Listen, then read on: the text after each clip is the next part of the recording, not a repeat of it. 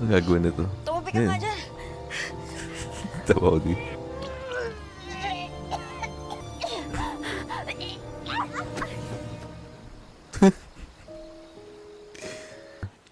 Kasama niyo po ba si Senyor Ibarra? Oh, shoots. Nasasa mo! Nasasa mo! Siyentong ngunit ang batas ay batas. Ang hindi pagbabayad ng buwis sa isang krimen. Maria! Labas ka na! Labas ang iyong ginagawa! Binibini. Oh, shoots. Wala na ang pagkakataon ay napahang.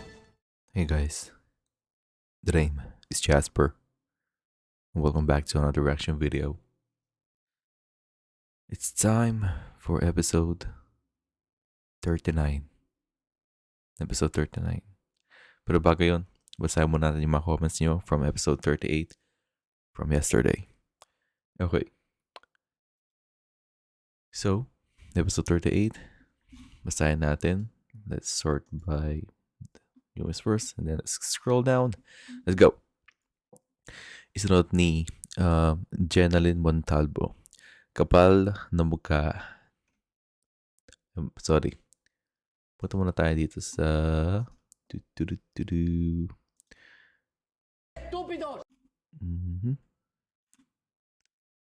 Ito. Pero, lagyan natin 39. Okay. Okay. Kapal na mukha, padre niyan. Yeah. Makapal nga talaga mukha niya. Kung sino man yun, si Padre Sabi man nun, si Padre Damaso.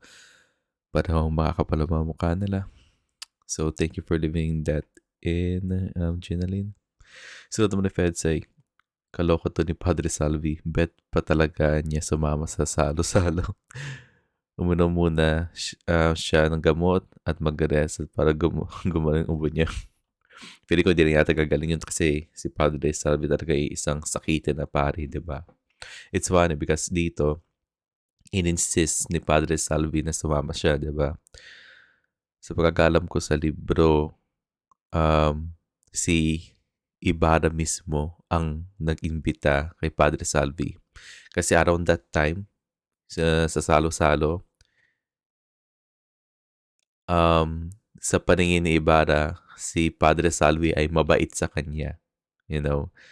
Kasi sa libro, hindi yata nangyaring confrontation na na akala mismo ni Ibarra na si Salvi yung nagpadala ng bangkay ng tatay niya sa ilog.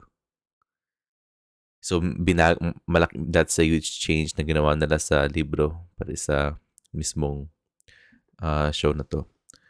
Pero yeah, kaya I find the Padre Salvi here in the show more intriguing pagdating sa libro na yun. Okay, thank you for leaving that in. Isa naman ni Telma Busgano. Sir Jasper, alam niyo po ba may missing na kabanata ang Noli na hindi ipinrinita kasi for money reasons? Yung kabanata about kay Salome. Si Salome, yung kasintahan ni Elias, mas maganda pag sinali ng GMA ang cut episode. Okay? Tapos may nag-reply din. Wow, sis, salamat sa info. Ang ganda ng pangalang Salome. Pag nagka-apo ako, yeah, maganda yung pangalang Salome. Kunyan, ipapangalan ko baka ikasali na yan di pa na, isasali yan kasi di pa man natapos ang part ni Elias. Sana isama, hoping pa tayo. At suot ni Arte, may isang kapitulong kabanata na tawag na kabanata X, Elias at Salome. Pwedeng mag-atay for error lang po si Telmo Busgano sa pangalan na naging Salome. Oh, interesting. Okay, either Salome or Salome.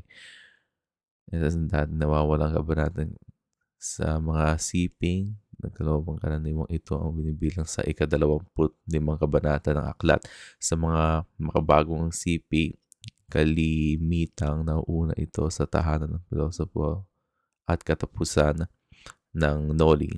Okay?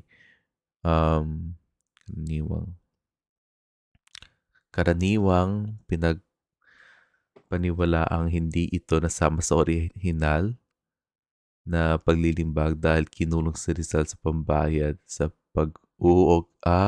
Okay. Ganun pala yun.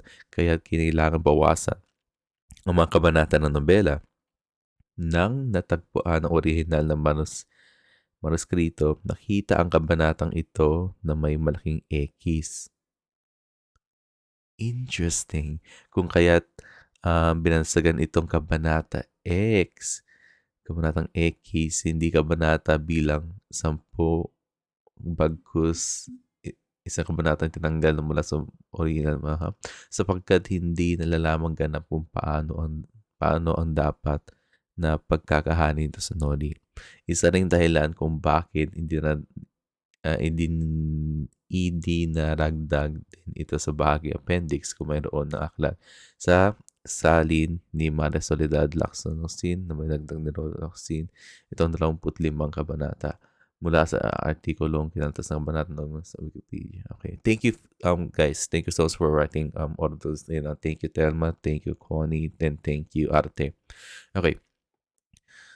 Ito yan. I've been listening to an audiobook which is No Limitang Ere, diba? And on that audiobook, na-mention mismo yung Kabanata X. Okay?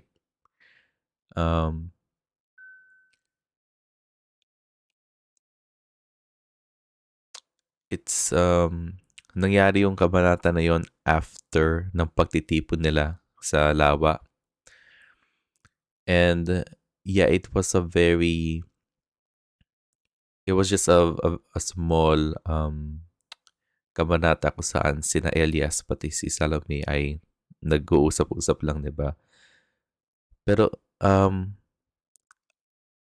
kung nakat yung episode na yon, that's interesting. Kasi, I think you don't need a lot of money para lang i-shoot yung ganong episode. You only need maybe, I don't know, maybe a small house within the lake and have just 2 characters talk. And then, by then, you already have Kabanata X, diba? Pero, so yeah, parang hindi ako naniniwala for money reasons kasi it's just a very small kabanata overall kung saan 2 people can just talk. Maybe there's other reasons kung bakit hindi nila sinut yun. Pero it's going to be funny and ironic na hindi nila masushoot ang kabanata about kay Salome dahil sa money reasons kasi it turns out, according to Arte, that's the same reason kung bakit tinanggal yung kabanata na yun sa libro mismo ni Jose Rizal kasi again, I think sa money reasons na gaya na sinulat ni Arte. Pero again, guys, thank you for writing that in. Kung hindi binention ni Telma yung about kay Salome part, baka hindi natin mapapag-usapan yun sa mga videos na to. Okay, so thank you for leaving that in. Thank you, Connie. Thank you, Telma. And thank you, Arte. As always. Isunod naman ni Telma, ang lolo ni Ibarra ang reason na pagbaksak ng pamilya ni Elias. Kahit pa nalaman to ni Elias, still tinulungan niya si Ibarra. Yeah, ito kasi yan si Don sa Trutsismo. Alam ko isa siyang sa pagkakaintindi ko, isa siyang malupit na tao na may mga katulong sa pagkakaalam ko, sorry. Na may mga katulong siya pati na mamalo, parang mayroong whip mismo si Don sa Trutsismo.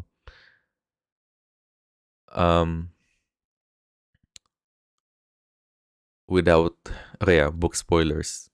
Be careful of book spoilers coming in 3, 2, 1. Huge book spoiler, especially on this episode right here.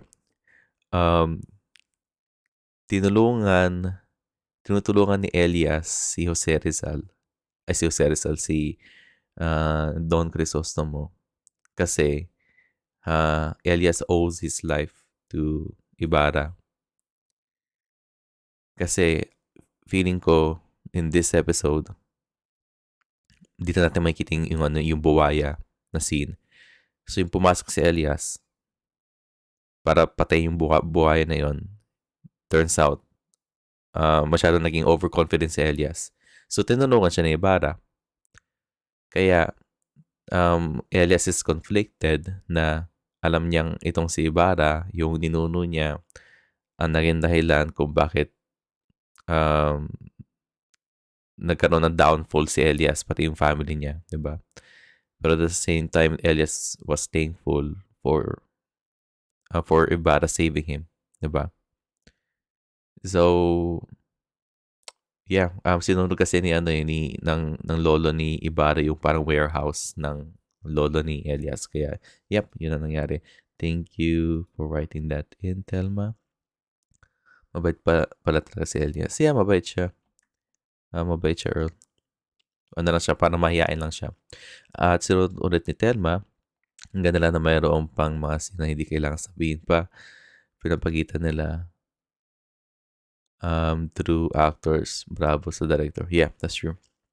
You're right about that.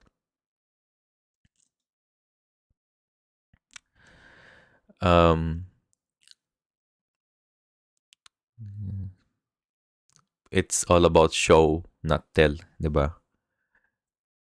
If you're really good at showing your piece, your art, your story, then it's already saying a lot sa gestures and sa mukha ng mga actors. At hindi mo kailangan lahat hindi mo kailangan exposition, hindi mo kailangan explain lahat, hindi kailangan explain lahat ng characters ng nararamdaman nila at nakikita nila.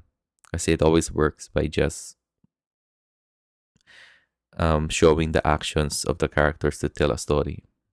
And that's one way to where filmmaking, films and TV shows in general can excel in this art form. Isunod naman ni Connie Manalang, Ibarra ang twist niyang lolong. I'm assuming si Lolong yung isang teleserye sa GMA. Yung naging buwaya yata. Yung pinagsabay sa Darna. Yeah, that's true. Meron tayong guest appearance na si Lolo mismo, cameo. Sa ni Melly Supuay.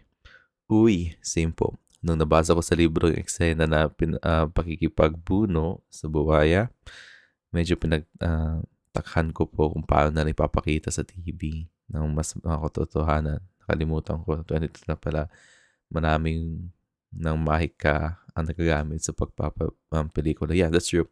That's true, Melly.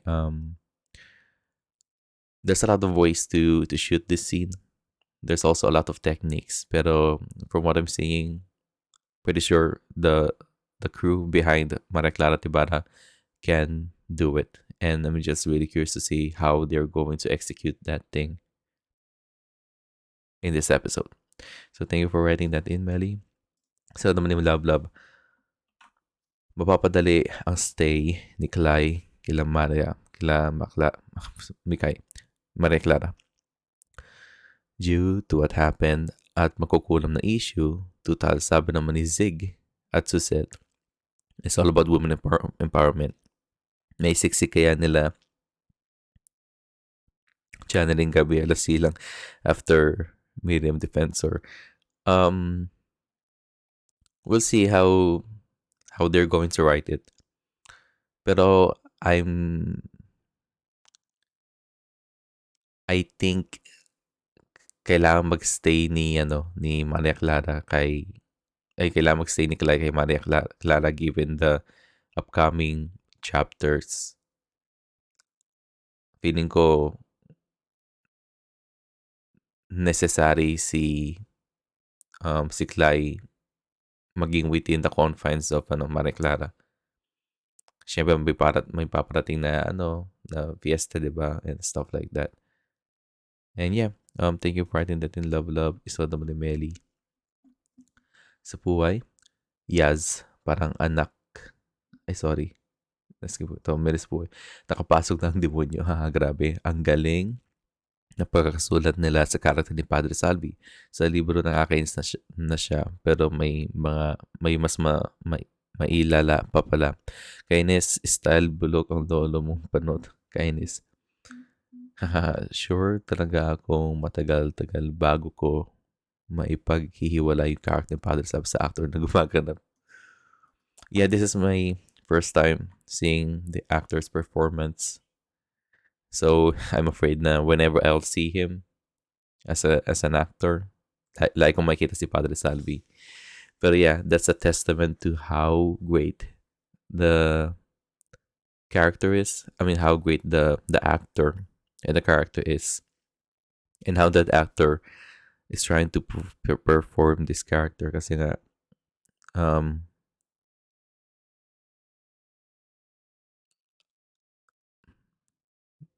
guys sa music, guys sa mga kanta, the best kind of music pagdating sa movies are the music na hindi mo napapansin but it easily can blend in within the story, di ba?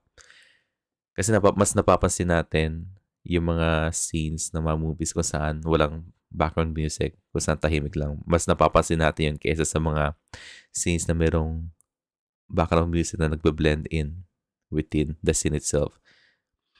Itong actor na to, he easily blends in within the story because of how great of a Padre Salvi um, character he is playing, di ba?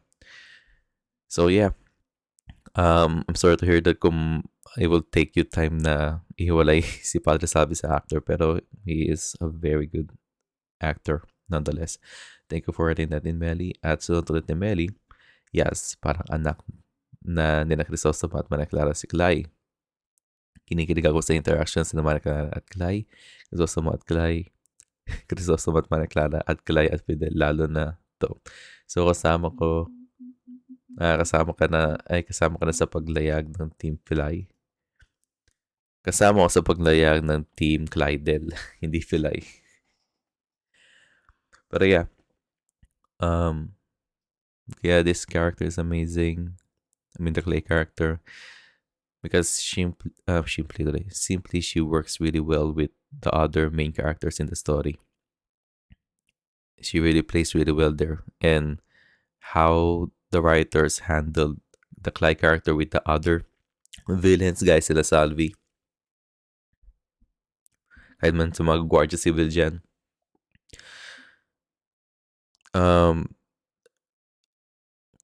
Clay is really just a good addition to the story itself. It really, because of her, we were able to see more of the humanity of the characters here, more of their intentions, more of their goals, and more of their more of their psychology, diba? Pero yeah, you are completely right about that, Melly. And isunod ulit ni Melly, yung kay Elias at Damaso. Diba nga, mas masarap ang paghihigante kung pinatatagal at mas inuunti-unti. Okay, last na yan. Yung kay Elias at Damaso, di nga mas masarap ang paghihigante kung pinatatagal. Gets ko. Okay, kaya niya iniwang buhay si Damaso. Perhaps, yeah. That's true.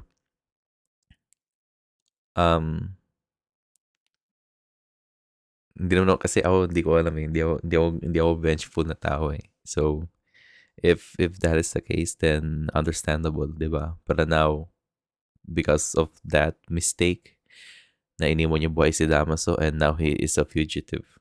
And people are now looking for him. So, kailangan na magtago-tago ni Elias. Sorry. Kasi Padre Damaso is a big deal within the story. And not only within the story, pero isa siyang big deal bilang isang tao sa city ng San Fernando o San Diego.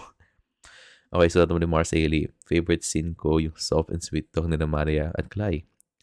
MC squared. What the hell, bro?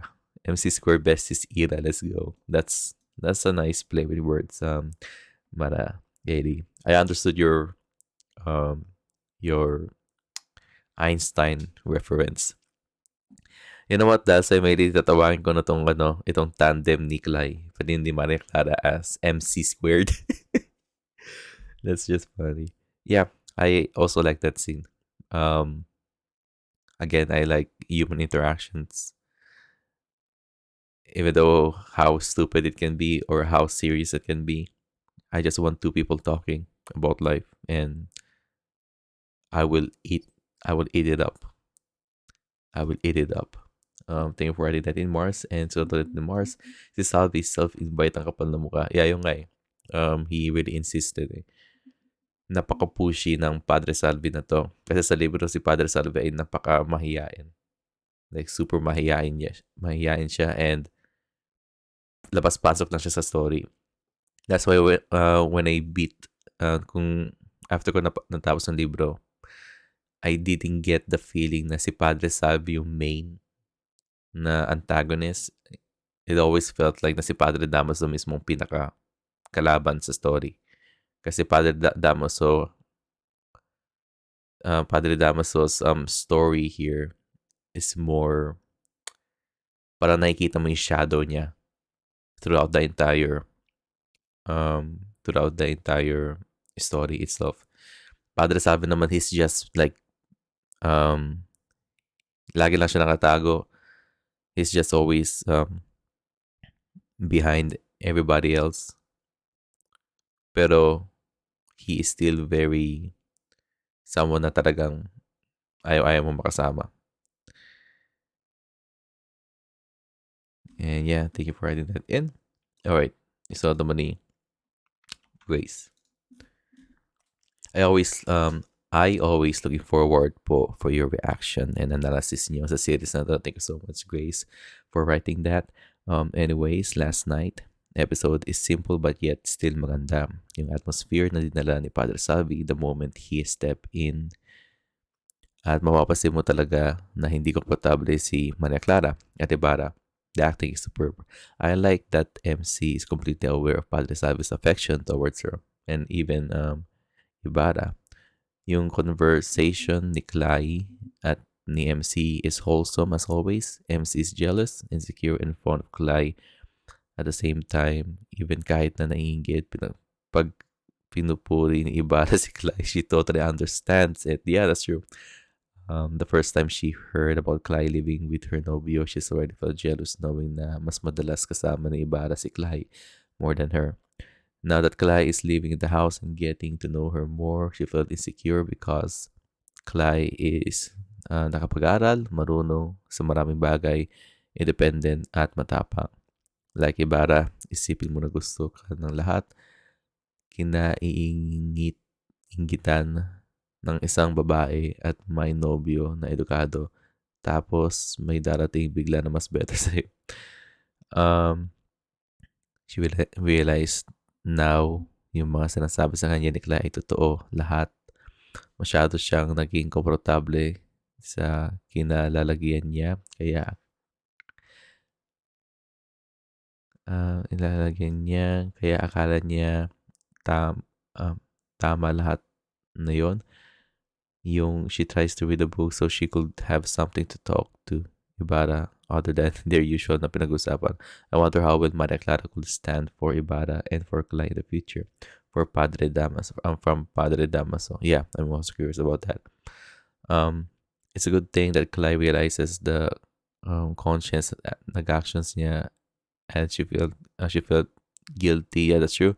For it even to us viewers see it a good thing for Maria Clara. Kahit matigas ang ulo ni Clay, minsan Ibarra is always there para ipagtanggol, which I understand why she's very attached to Ibarra. May mga bagay silang napapag-usapan at napapagsundoan nila na hindi ni Clay may share kay Maria Clara. As always, ang gagaling ng lahat. Napaka-expensive na mamata ni Julie. Kung kahit wala siyang sasabihin na gets mo gusto, expressive pa lang niyang iparating. I am very happy that Julie got a performance well done. Okay. Yeah, that's true.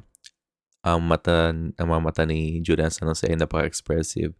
And I think sinabi ko to in the previous episodes, maybe in the earlier episodes, na she has a very expressive face. And then, just smaller gestures that she makes on her face, nakikita mo na emotion ni Maria Clara mismo as a character. And yeah, whatever you wrote in here, they're all correct. And yeah, that's true.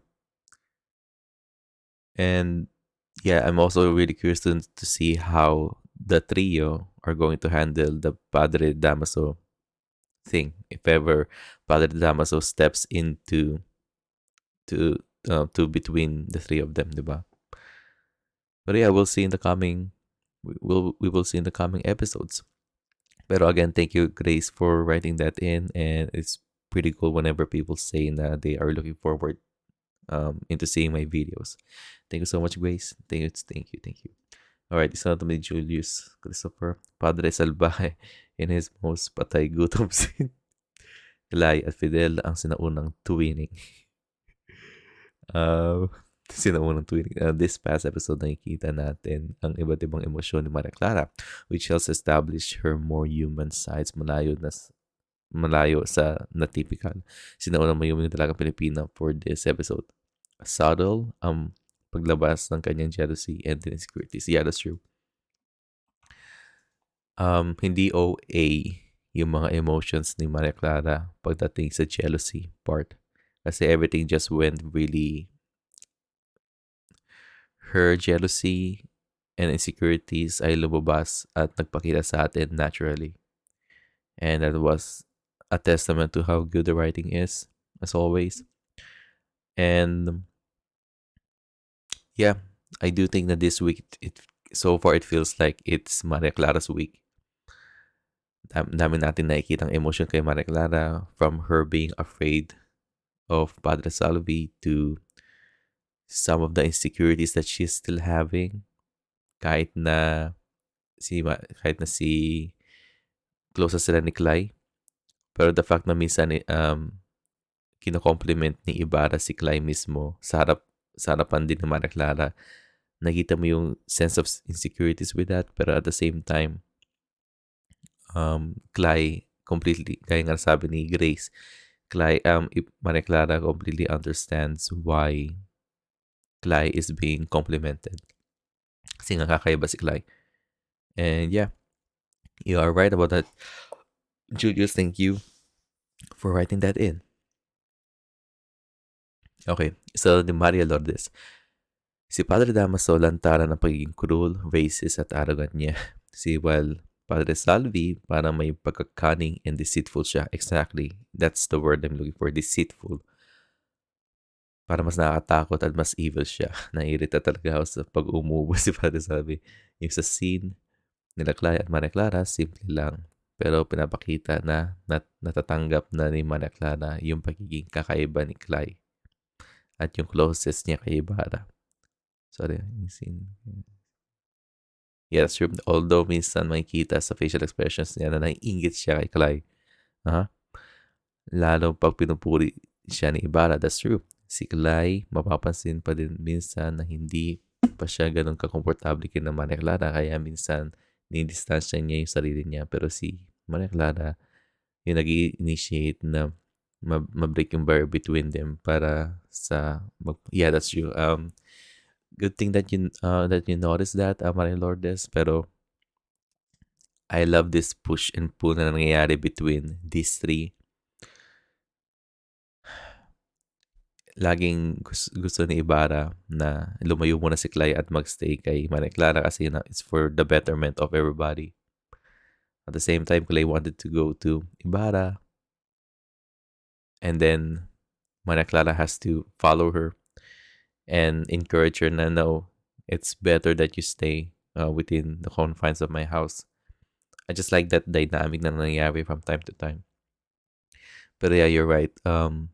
Gaya na sabi ko kanina, nakita natin na naiinggit si Maria Clara na Clay is getting a lot of praise from Ibarra himself.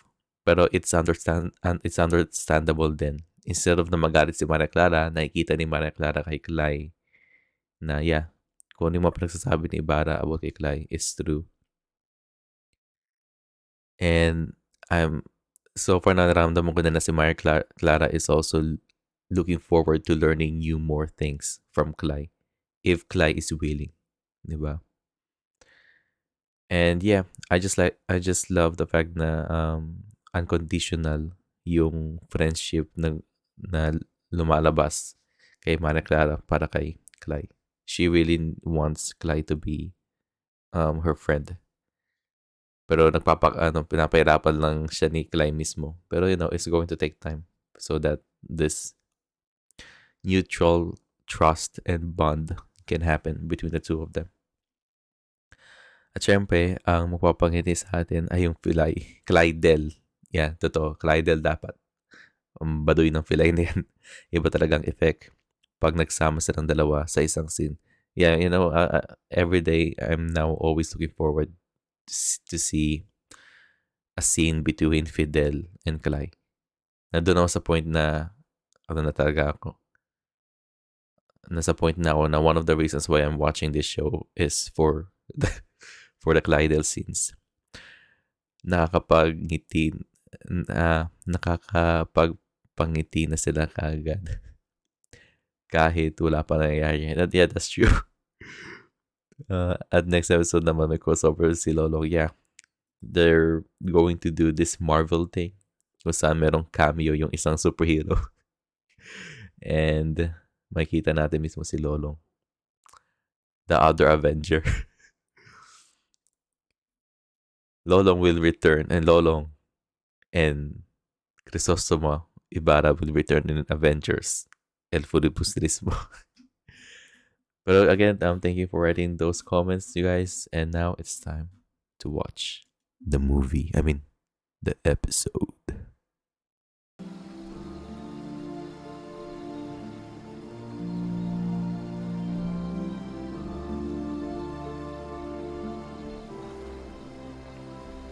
Pinibining, Clay. Yan na. Ikaw ba'y nananadya? Tila binabagayan ng iyong kasuotan ng aking barong. yung mga idols ni Clay. Pinibining, Clay? Are you alright? Nahihilo na siya. Nahihilo ako. Sa pagmumukha mo.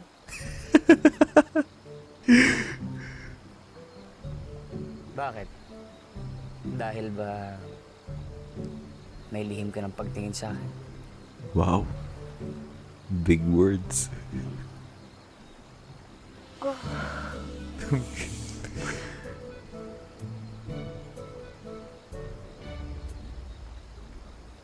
Itong dalawa na to.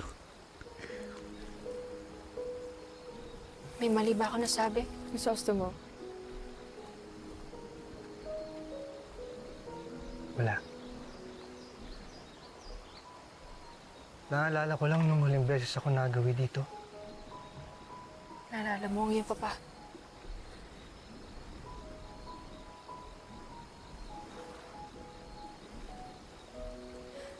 Sigurado ako na kung nasaan man tayo ngayon, ay nandun din siya.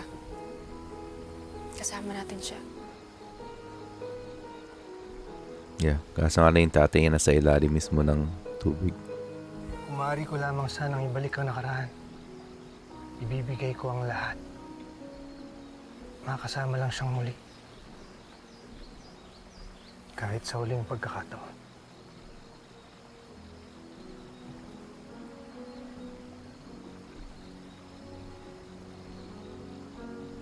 Sana sa muli mo pagbalik dito ay kahit papaano ay mapawi ang iyong pangungulila sa iyong ama.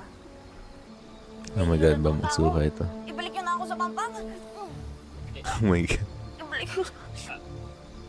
Pinibining, Clay, wag mo akong susukaan at bago ng aking barong. Kuminahon ka, Clay. Lalong uuga ang bangka. Oh my God. Ang gagawin nito? Tumubig ka nga dyan! Tawa ko din.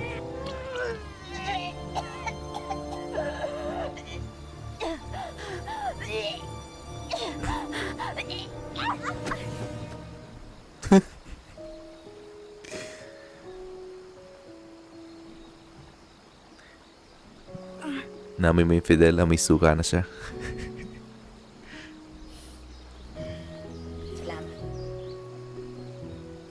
Huwag kang mag-alala. Malapit naman na yung bakla.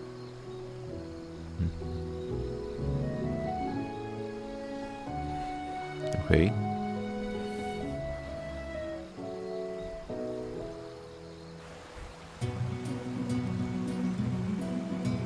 Hindi nila hiniwalay yung mga lalaki pati babae, no? Kaya sa libro, hiniwalay silang dalawa eh. I mean, hiniwalay yung dalawang grupo eh.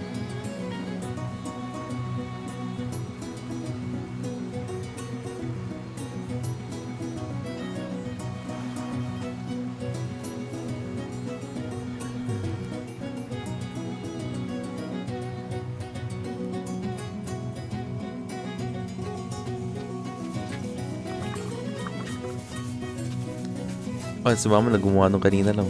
Yung kulay purple na yun. Alright. Oras na para kumain. May kisalo-salo din ako.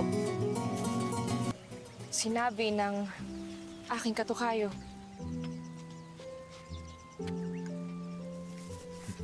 May hiluhin nga siya. Mabuti nga at inaalalayan siya ni Fidel. Oo eh.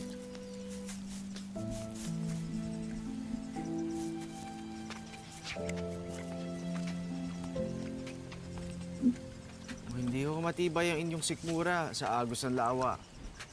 Paniguradong lalasingin ka nito. Siyang tunay, Ginoo. Gusto ko ngayon mga tinuran. Heto, Ay, na kumain ng ka biskwit. muna. At baka nagugutom ka. Hindi na ho, senyorita. Maraming salamat. Sige na. Marahil kung matapang ang iyong sikmura, ngunit kung ito ay kumakalam naman. Hindi ka titigilan ng senyorita hanggat hindi mo tinatanggap ang kanyang inaalok, Ginoo. Maraming salamat ho.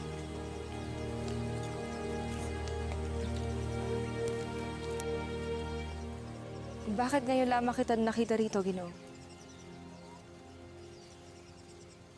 Akala ko ay matagal ako nawala sa San Diego at ako lamang ang hindi nakakakilala sa kanyang mukha, Maria. Kilala ba namin ang iyong ama o ang iyong lolo?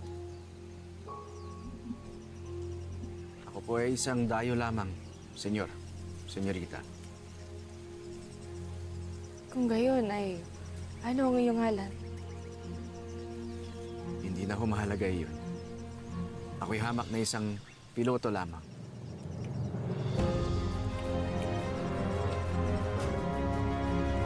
Galing nga yung tawag sa kanya mismo, the pilot. Yung isa pang iniuutos ko sa'yo. Ito po. Narito po ang gurong pinapahanap niyo sa akin. Buenos dias ho, Padre. Buenos dias! Marunong ka na palang mag-Espanyol. Magaling. Pero wag mo kong gagamitan ng mga hiram na salita. Ha? Makontento ka na lang sa sarili mong wika. Ikaw pa rin pala? Aber, subukan nga natin kung talagang magaling ka. May tuturo ka ba sa akin? Ito yung ano, diba? Ito yung schoolmaster. Siya ba yung schoolmaster o hindi?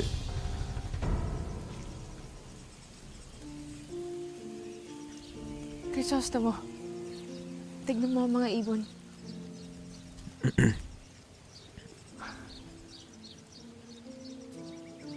Napakaganda. Sa bundok kaya sila namumugad? Marahil po ay namumugad ang mga ibon sa bundok na iyan. Ngunit hanggang ngayon ay wala pang nakakakita sa pugad nito. Walang pugad ang mga ibong yun? Sa palagay ko, dapat meron. Kawawa naman ho ang mga ibon kung wala silang inuuwian. Pati pala ang mga ibon ay nawawalan din ng tirahan.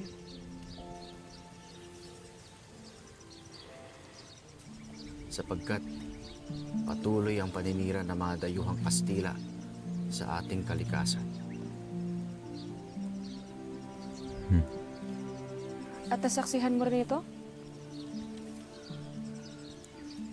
Oo, senyorita. Sa bundok ako naninirahan. Hindi lamang nagpunta ang mga Kastila sa ating bansa upang ipalaganap ang Kristyanismo, ngunit para nakawin ang likas na yaman natin.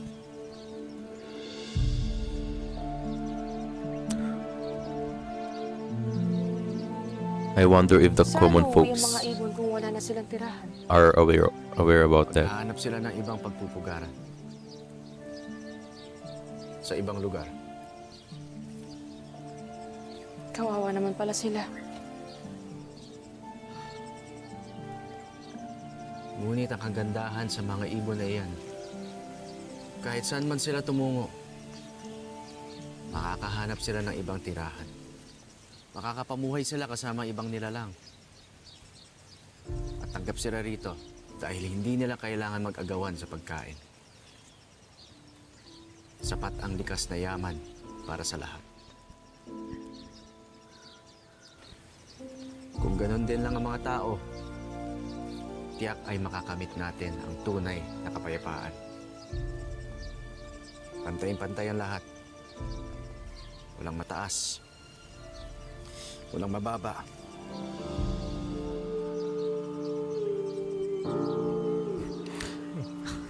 Face of agreement si Ibarra. Tila hindi ka lamang isang hamak na piloto, Ginoong. Hindi isa ka ring makata na may malasakit sa kapwa. Salamat, Ginoo.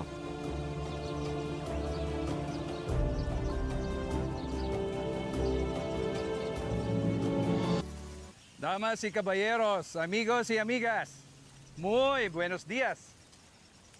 Habang hinihintay nating hanguin ang mga nahuling isda, maaari ka ba naming marinig kumanta, Maria Clara? Magandang ideya, Papa. Vamos, Clarita. Cántanos una canción, por favor. Iha, pagbigyan mo na si Kapitan. Vamos. Ngunit, pagiging punong abala lamang ho ang aking napaghandaan, senyor. Sige na, amiga. Bigyan mo na kami. Nakiusap, Maria. Por favor. Bueno, Salamat naman. por favor, hija. Kung iyon ang makakatulong para inyong bigyang suporta ang eskwelahan ni Crisostomo. Clarita, da igual. Vamos. Katay mo yung cover mo ng parakya ni Edgar. Yung yung may one and only you. Ngunit malungkot ang awitin na aking naiisip. Es triste. Por favor, hija. Bueno,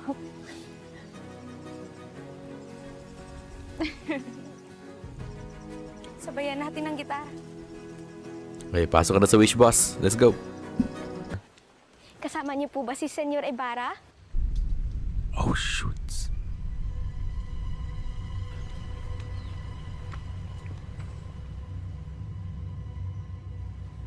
Maestro,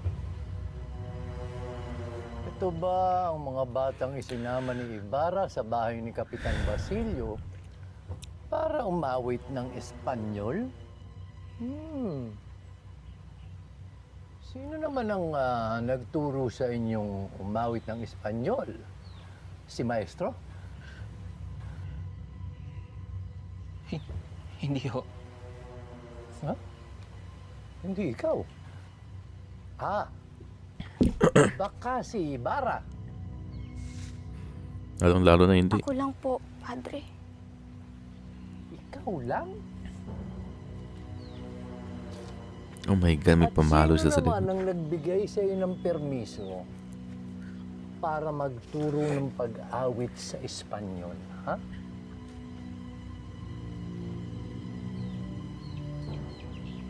Sige, tingnan natin.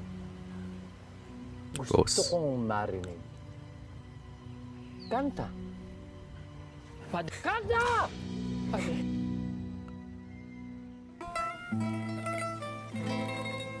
Okay. Back to back yung pagkakanta ng dalawa. Yeah. Nakikita ko na kung nung paano na i-handle to.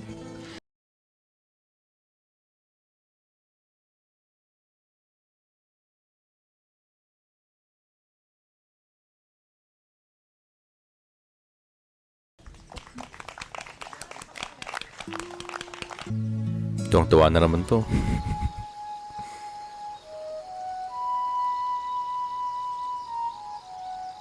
Alright, sinigang, let's go.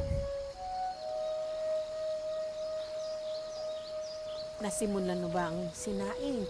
Mami, ay makahuli na sila ng isda, ha? Kanina pa tayo nandito. Bakit wala pa rin nahuhuling isda? Hindi rin ho namin alam. Nako, paano ang gagawin namin ni Andeng? Hindi kami makapagsisigang. Anong kakainin natin? May butas ho ang lambat. Lolong. Butas? Paano naman magkakaroon ng butas? Baka may kumagat. Kumagat? Sino naman ang kakagat?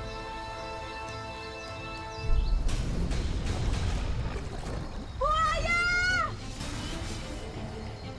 Naku, baka atakihin tayo! Kumagat kayo! Pronto! Maria!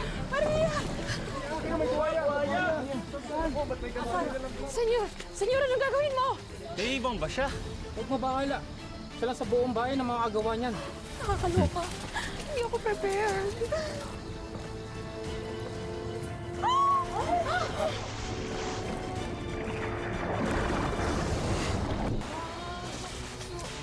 Oh my God.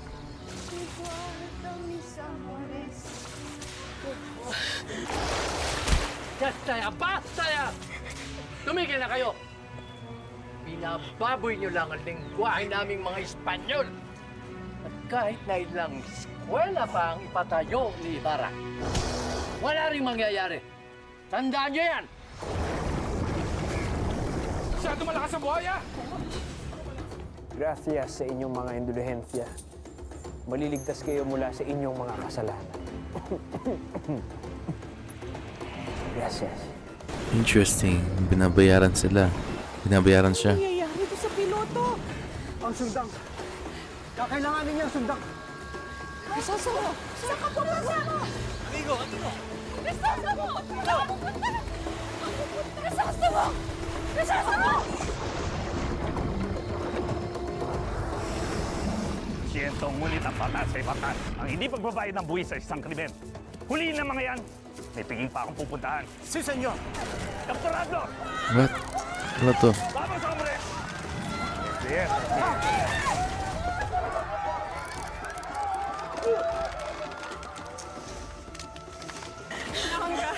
Huwag ka mag-alala, Maria. Tutulong lamang siya.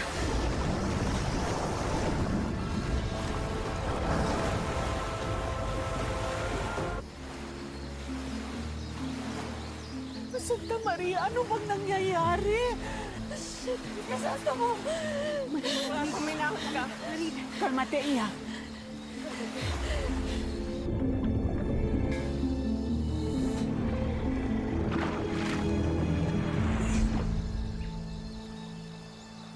Hey, dugo. Nakikita ninyo? Nagpalit ng kulay ang tubig! Kulay tukona! Krisostomo! Krisostomo! Maria! Dang. Huwag mo sabing tatalong ka din, bro. Oh my God. Papabait, tumalon dito. No, hindi yung tatalon. Balang yung tumalon. Ang pagsadya ni Senyor Ibarra. Ngunit kami po ay nagkamali. Ipunin niyo po yung mga magulang na yan at daglian yung papuntahin dito sa simbahan. Senyorita, may naiisip po akong gawin para mailigtas siya. Pero ayoko magalit ka sa akin. Gawin mo na kung ano ang nararapat. Ako na mismo. Halikan. Maria! Labas ka na! Labas na yung ginagawa. Pinibini. Oh, shoot. Stay. Ang pagkakataon ay napahawan. Na isa kang babaeng karapat-dapat hangalan. Oh. The hell, bro. Okay. Hindi, mas nagulat ako dun sa ano, mas nagulat ako dun sa scene na bibigyan ng, kung naman tawag doon, yung lip to lip na medical term. Tinulak siya ni Maria Clara. Tama ba nakikita ko? Tinulak ba siya ni Maria Clara? Pero ayoko magalit ka sa akin. Gawin mo na kung ano ang nararapat. Ako na mismo. Maria!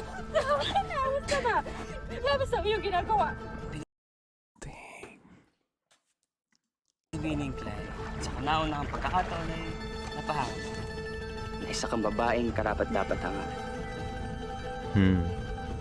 Hindi ko naiintindihan sinabi ni Fidel doon, pero anyways. Okay.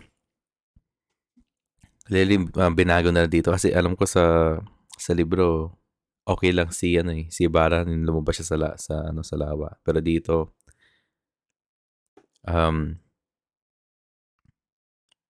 hinimatay si Ibarra. So, kailangan pumasok si Kalay para tulungan siya, and then that's going to add another conflict para sa character na to. Pero okay. Okay, let's talk about this episode. Hindi ko na-expect nang papakita si Padre Damaso doon sa gawaan ng kandila. Wasn't expecting that scene na, kaya pala nagtala siya ng ng pamalo para bigyan ng leksyon ang mga bata dito.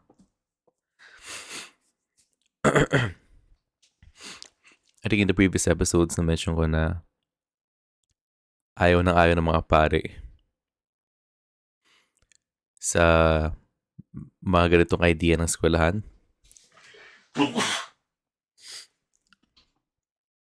Bless me. Kasi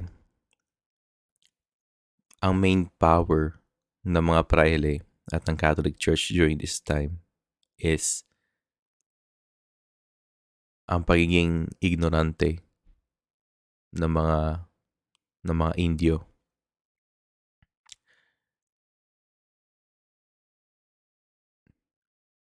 Na-mention ni Kapitan, hindi Kapitan, na-mention ni ni Piloso Bontasio na yung edukasyon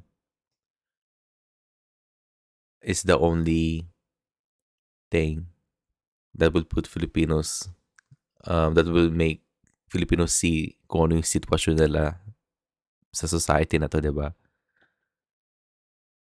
So, ang lumalabas dito, let's say yung mga Pilipino ay isang aso. Or let's say yung mga Pilipino ay isang ibon. Diba? Tapos, ang may-ari ay yung mga pare. Kung gusto mo yung ibon masanay sa loob ng kulungan niya, tatanggalin mo yung susi na yun at hayaan mong lumaki yung ibon sa loob ng kulungan. Diba? Kung gusto mo silang maging malaya, tatanggalin mo na sila sa kulungan at hayaan mo silang lumipad sa loob ng kwarto mo. Yun ang ginagawa ng mga pare during this time. Gini-gatekeep nila yung mga Pilipino sa edukasyon, especially sa mga kababaihan, para yung mga kababaihan ay magstay bilang mga housewives lang. And necessary yun kasi kapag yung mga kababaihan ay gumawa ng isang bagay na hindi akma nung panahon na yun, then that's a threat to their power. Kaya si Padre Damaso ay nagpakita dito at binigyan sila ng leksyon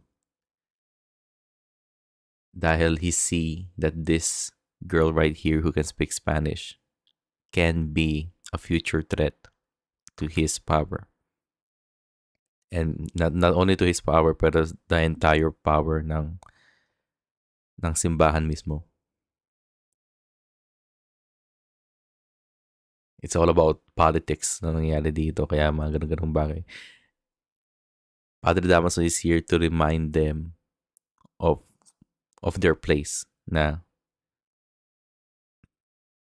just be average human beings na hindi kailangan ng edukasyon. Magbasa lang kayo ng Biblia, magdasal lang kayo, then that's good enough para sa mga pare.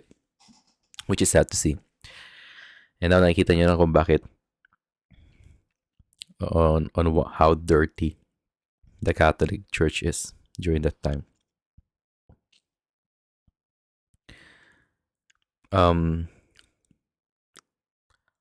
Other than that, turns out clearly and yung pagiging mahiluhin ni Clay in sinasabi niya last episode, build up lang pala yun para mangyari itong scene na to, para ma-fall si Clay sa mga arms ni Clydel. And yeah, okay. I mean, it works. As long as we're seeing more of Clydel, then I'm really happy about it. And it's fun na si Fidel mismo ay nagbibigay na rin ng hints na parang nakakagusto na siya kay Clay mismo eh. So that's good. That's really funny. And I adore it. Hindi nila in-explore yung idea na, kasi yung mga bangka na pinasukan nila, may mga butas yun eh. Naalala ko pa nga na may 5 butas yata sa loob ng bangka mismo, and sino yung napapraning nun? Napapraning yata yung isa sa mga kaibigan ni Maria Clara o si Maria Clara mismo or si Tia Isabel mismo. Yung kinakabahan dahil may butas yung mga bangka. Pero they had to cut that kasi I don't know, maybe budgeting and safety reasons, diba? Hindi din nila sineparate yung mga lalakihan sa kababaihan. Kaya dalawang bangka doon sa libro na yun. Pero okay. Pero itong part na to, itong scene na to, mahalaga din to. Kasi ang mangyayari dito, hindi to spoiler. Ang binakita na natin sa isabangan eh. Yung usapan na naalala ni Ibarra yung kanyang tatay. Kasi this is like a small build up to what will happen on the next episode. Kasi minention ni Ibarra mismo kay Maria Clara na nung nasa lawa siya at tinutulungan niya si Elias, naalala niya mismo yung tatay niya. Diba? And now, it will be more effective. This scene will be more effective on the next episode. Kasi kapag nagising si Ibarra, sasabihin niya yun na may ganun parang feeling kapag parang like you were able to face death within the waters, then mararamdaman yung sitwasyon ng kinakarap ng tatay niya right now. Kasi yung tatay niya ay nasa ilalim ng tubig mismo. So that's an interesting na thing na inad nila dito. So nakikita ko yung build-up na yon. Yun na napapansin ko siya na to eh. After reading the audiobook, nakikita mo pala sa bawat episode, naghihint na sila, yung writers nagli-leave na ng mga messages, small signs of what might happen on the next coming episodes, para there's a sense of tawag dito, a sense of, nalimutan ko yung term eh, pero magiging worth it kapag pinanood nyo ulit yung mga previous episodes at nakikita nyo yung connection ng previous episodes to the current episode. Diba? Nakikita nyo, kaya pala merong scene na to in this episode kasi mangyayari to in this episode. So that's interesting. I also like the conversation that's happening between these two right here. And yeah, Maria Clara offered him biscuits. Sa pagkakaintindi ko, parang nasa loob yata sila ng ng bangka mismo nung inoffer ni Maria Clara yung biscuit mismo kay Elias. And wala dun si Ibarra kasi nga magkahiwalay yung dalawang bangka. Pero they just decided to move this scene right here para at least maisama na si Ibarra at pag-usapan yung kasi there's something between Ibarra pati kay Elias na hindi nyo pa alam. Na hindi ko ma-mention kasi it's a book. I think it's a huge spoiler from the books. Pero this scene is good because we were able to see kung anong klaseng tao si Elias, 'di ba? While nakita natin yung main aura niya and yung main intentions niya the first time we saw him beating up Padre Damaso, we were able to get more of his story on why he did such atrocious acts on that episode.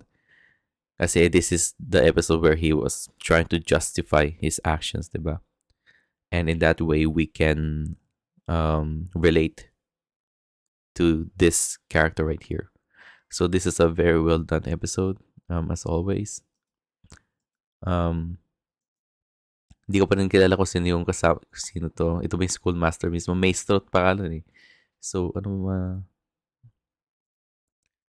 ano English na maestro? Maestro, Tagalog.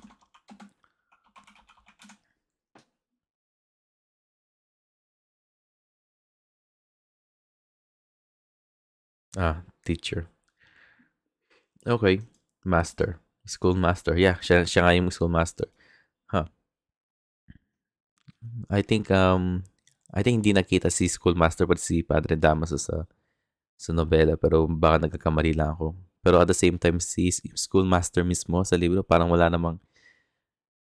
siyang, bagong character nga si Tala. Pati,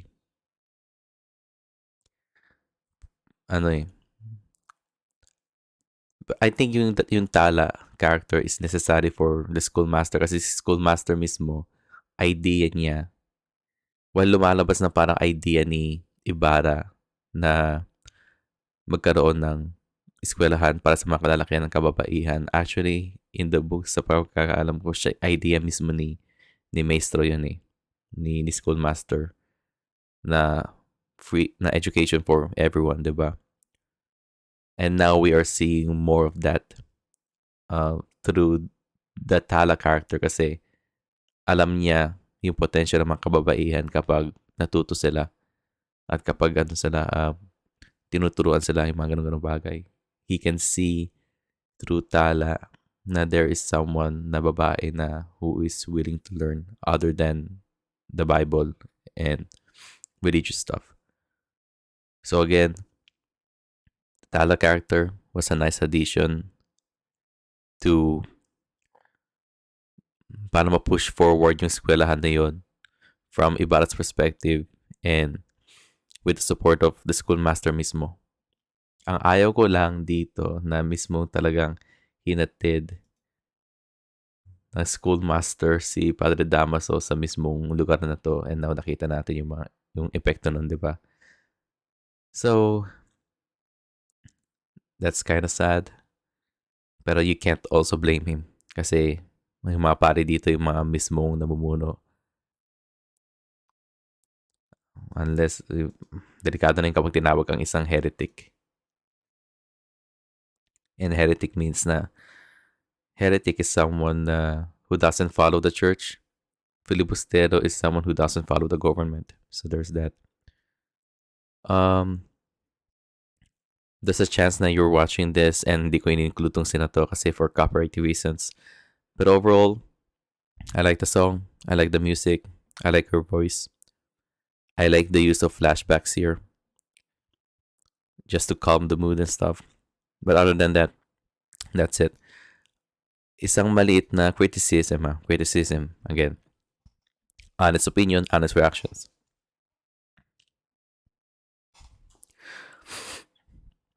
I can see what they are trying to do here. Diba? So parang merong montage na nangyari dito eh. So from different scenes, we got the Alfares character, we got Padre Salvi, Padre Damaso, and then yung nangyayari sa kainan dito sa Mambuaya. I can see what maybe the editor and the director was trying to achieve. I can see the form of storytelling they're trying to do, pero I think it didn't work for me. This part right here reminded me a lot of Christopher Nolan's way of telling of executing some big climax action. Makita niyo sa mga movies niya gaya ng Interstellar, the 3 Batman movies, and probably Inception. Kung saan there's like in those four scenarios, tinatry niyang he was trying to find they were trying to find a connection between these four, which is clearly either violence, and given na buwaya ito, di ba? Buwaya ito. Kapag sinabi mong buwaya, it means na corruption. And it means na yung mga taong corrupt sa gobyerno, di ba? The reason they are showing this is that si Ibarra pati si Elias, clearly sila yung mga taong team sa bayan ng Pilipino, di ba? And Elias trying to fight off the corruption, and while Ibarra trying to help him tells basically this is a build up to what both of these two are planning to do in the future episodes, in the future story. Kaya nakita natin Alfare's character, even though na Alfare's character is not, sa parang perspective natin, hindi siya ganun kasama, pero he was trying to, sisiran yung palengke na to. And then, nakikita natin mismo si Padre Salvi, humingi siya ng pera para para instead of mag-confess ka, magbabayad ka na lang para ma-forgive ka sa mga sins. Kasi at first, ang weird naman na humingi ng pera si Salvi para sa ganun. Pero nakita ko na yung intention na it's all of this scene right here, it's all about corruption. And basically, Elias and Ibarra are there to save the day, to save the people from that kind of corruption, di ba? And so far, in this corruption right here, nakikita natin na from Alfares, siya yung simbolo ng corruption sa gobyerno. From Padre Damaso and Padre Salvi, sila yung simbolo ng corruption from the Catholic Church. And yeah, it's all about Ibarra and Elias fighting off corrupt people, aka the Buwaya. So nakikita ko yung connection na to dito. Pero again, it kinda didn't work for me kasi I think parang biglaan na lang yung mga nangyari dito. I mean, biglaan yung yung pagkapasok ni Alfares, 'di ba? Parang biglaan na lang, pati biglaan din yung pagkapasok ni Padre Salvi. At least there should be some kind of build up. Pero yun lang para sa akin. I get the message, I get everything. I think there's just a small problem with the editing part. Anyways, it is interesting though. It is interesting that they tried to approach a different way of storytelling here, which is something that you will never see, never or rarely see from other Filipino forms of media. Wasn't expecting this way of storytelling in a teleserye like this. If you told me na in the future we are going to get a live action No Limit Tangere and it will try to do some directorial signature stuff from Christopher Nolan, hindi ako maniniwala sa'yo, pero hey, this is what we got. And hopefully, I just hope na this scene right here would have been better, pero the message worked for me. Naintindihan ko yung message. It wasn't on the nose kasi it really took me some time to understand what they're trying to approach here. Kung ba't na pinakita yung tatlo na corrupt na tao na yun, pero turns out, yeah, it's all about the buwaya. It's all about corruption. But anyways, that's my reaction to this episode. What do you guys think? And see you guys on the next episode. Goodbye and take care. Bye-bye.